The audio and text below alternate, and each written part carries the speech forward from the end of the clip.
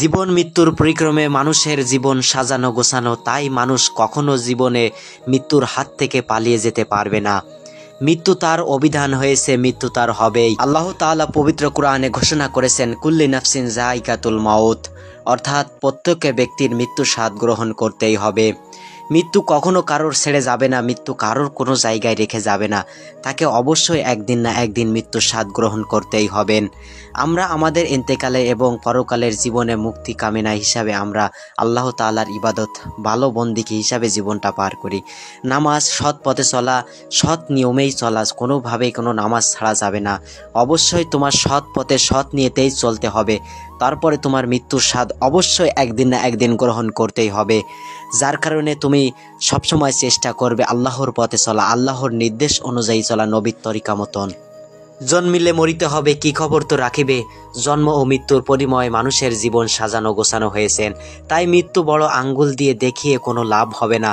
মানুষ বাঁচতে পারেনি, আপনিও পারবেন না। আমরা আজ আপনাদেরকে সামনে সমালোচনা করব মৃত্যু নিয়ে সাধারণ কিছু উক্তি, তবে এই উক্তিটাই আপনি অনলাইনের মাধ্যমে হয়তো দেখতে পারবেন, কিন্তু মৃত্যুর স্বাদ আপনাকে কিন্তু গ্রহণ করতেই হবে। এই সামান্য কিছু কথা যদি আপনার আল্লাহর ভিতরে হিদায়েত দিতে, দিনের কথা যদি আপনার সামান্য একটু ধরে, মৃত্যুর ভয় যদি আপনি সবসময় রাখেন, তা অবশ্যই আপনি আল্লাহর পথে চলবেন। এমন কিছু করবেন না জীবনে যে আপনার আল্লাহর পথ থেকে আল্লাহকে ভয় না পান, ওই দিক থেকে ফিরে চলে আসেন। অবশ্যই আপনি আল্লাহকে ভয় পাবেন। মৃত্যুর কথা সবসময় মনে করার চেষ্টা করবেন। মৃত্যুর কথা যখন আপনি মনে করার চেষ্টা করবেন, অবশ্যই স্বাভাবিকভাবে আপনার আল্লাহর প্রতিও কেমরে ভয়টা বাড়বে এবং ইবাদতে মজা পাবেন। যখন বুঝবেন যে আপনি ইবাদতে মজা পাচ্ছেন, তাহলে বুঝবেন যে অবশ্যই আপনার ভিতরে কিছু একটা হতে চলেছে যেটা ভালোর দিকে। অবশ্যই এই ভালো সাফল্য। ইসলাম হলো একটি পূর্ণাঙ্গ জীবন বিধান এবং আল্লাহ তাআলা মহান কিতাব আল কোরআনের মানুষের মাঝে পাঠিয়েছেন, যাতে মানুষই বুঝতে পারে, এই তথ্য সংগঠন করতে পারে আল কোরআনের মাধ্যম দিয়ে সঠিক পথটা।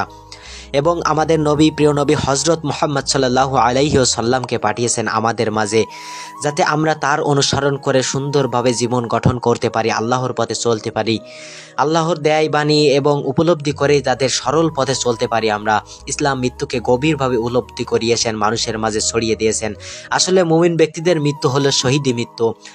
আপনারা সবসময় অসাধারণভাবে এমন শহীদি মৃত্যু তো দেখে থাকবেন, তে মুমিনদের মৃত্যু হিসাবে দেখেন। মুমিনরা যখন মৃত্যুবরণ করে তখন দেখবেন তাদের শহীদি মৃত্যুটা আসলে কেমন হয়। আর একটি নিকৃষ্ট ব্যক্তি বা অনুসন্ধানকারী ব্যক্তি যেটা খারাপ কাজ তো করে থাকেন, তার একটি মৃত্যুবরণ দেখবেন, মুমিনের মৃত্যুবরণ দেখবেন, আর ওর মৃত্যুবরণ দিতে হাজার আসমান জমিন তফাৎ, আপনি নিজেই বুঝতে পারবেন। আল্লাহ তাআলা আমাদের সকলকে সঠিক বুঝ এবং সঠিক পথে চলার তৌফিক দান করুক।